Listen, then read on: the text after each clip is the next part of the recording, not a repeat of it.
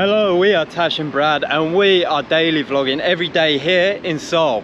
So today we are doing the most traditional tourist thing you can do here in Seoul. And what is that? We are visiting, do you remember the name? Gyeongbokgung Palace. Gyeongbokgung Palace. So let's see what it's all about. Then after that we'll go to like Buknong traditional village and see what we can get up to today. Hopefully you guys enjoy this video. If you do, hit that subscribe button, hit that like button, and let's do some exploring.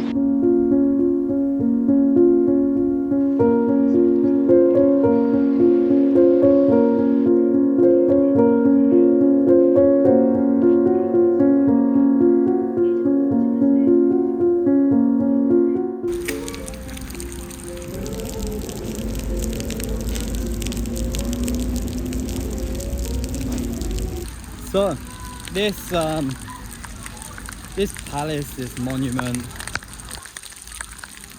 is basically it's the home of the dynasties and the kings. Back in the past, like 4 of the main dynasties / kings lived here, but now today it's used for like cultural events and tourism, and to show a little bit of history about the country, because this is a pretty significant part of the country. But you'll see like some people are dressed up in old cultural wear, and basically that is old like Korean traditional like clothing. You see the ladies dressed up in dresses like this, and the men dressed up in like robes with samurai swords.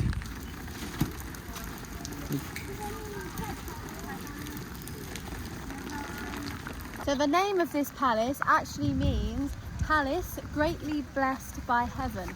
That's what it translates to. And it was originally built in 1395. And it was built under the Joseon dynasty, and obviously they used it as their residence. Here, with the backdrop of the mountains and in the middle of the city, so they can look over everywhere. What a vantage point. Obviously, with the protection of the mountains, you can't be attacked. You're protected by the elements, and it's just a great vantage point. People can set up there and overlook the whole of Seoul. This palace is located in northern Seoul, and it's actually the largest of the 5 grand palaces built by the Joseon dynasty.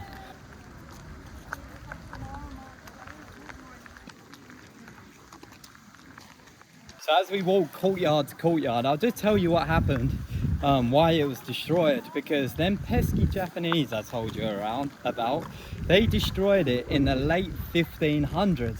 Absolutely, completely obliterated the original palace built for the Joseon dynasty. Took it down obviously in the Korean-Japanese War, and then it took 250 or 273 years for the reconstruction to start happening again, and that happened in the late 19th century. But then again, there was a Japanese and Korean War, and the Japanese come in again and they destroyed it again, taking it down brick by brick, and doing other stuff as well. As you saw with our DMZ tour, they were taking comfort girls and stuff like that. Japanese have had a long history here, ain't they? A lot of like amazing buildings. We can't go in that part because I think they're trying to, they're trying to make sure that it doesn't get ruined, and they're trying to preserve it. But a lot of it is just kind of like the outside part. Like I assume all of this on the inside was, had much more stuff, but I'm guessing it's just all gone.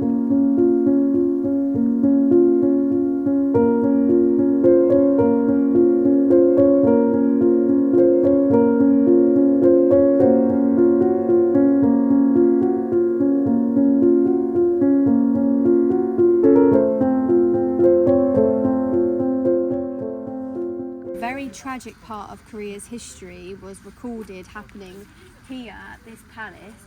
It was actually the assassination in 1895 of an empress, and I'll try and get her name right, Myeong-sung, and she was assassinated by the Japanese. Basically, the reason why she got assassinated was because during the war, like between like Japan and Korea and stuff like that, in order to try and help their situation, the Koreans decided to try and go to the Russians for help. So they were sort of like building relationships with them, you know, so that Russia would obviously help Korea defeat Japan, or, you know, counteract their attacks. And there was basically a small group of Japanese assassins that basically found out about this, and they were obviously really annoyed about it, because obviously they were creating an alliance they weren't happy with.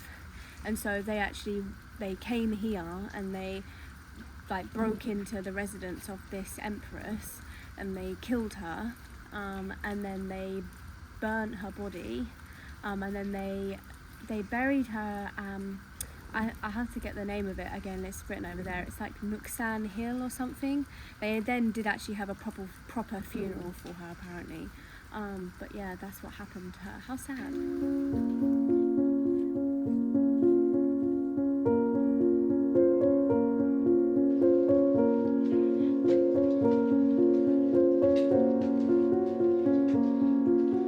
Okay, ladies and gentlemen, continuing on from yesterday's segment of the video, this is the same video, and we're adding in a prison.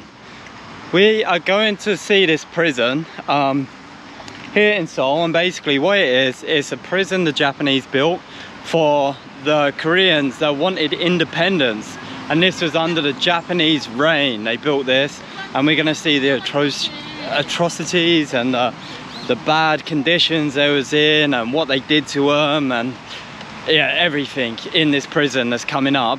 I'll tell you the name of the prison when we get a little bit closer.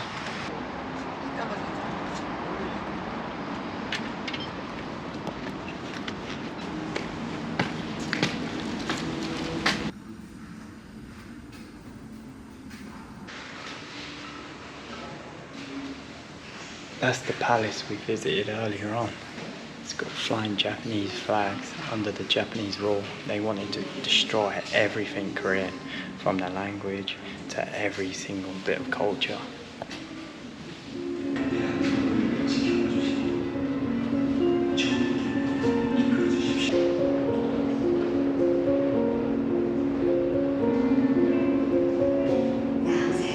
So this is the memorial. What they've done is they've put pictures of lots of the people who died, like basically fighting to stop the Japanese and like be able to be like independent and be Korean, not Japanese, basically.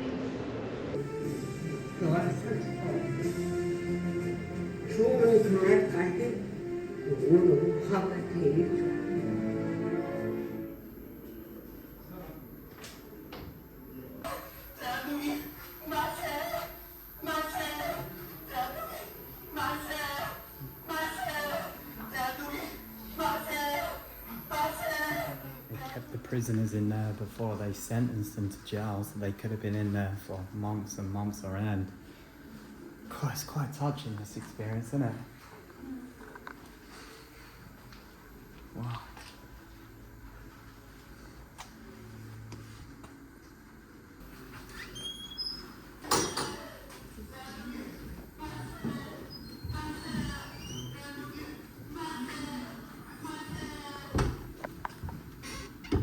Get my shoulders in. Can't even sit down with your legs. I'll just be like this.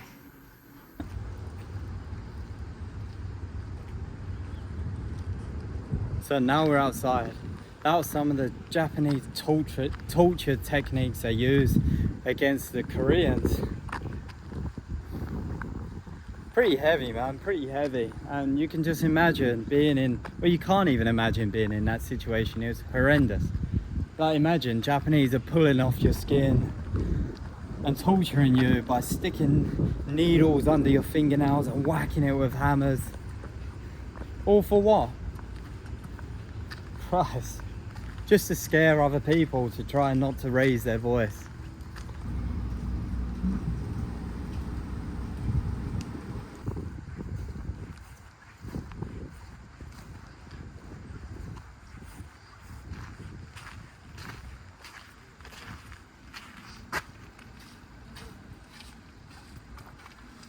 This is where you could do exercise. What, like you could run up and down like this one column?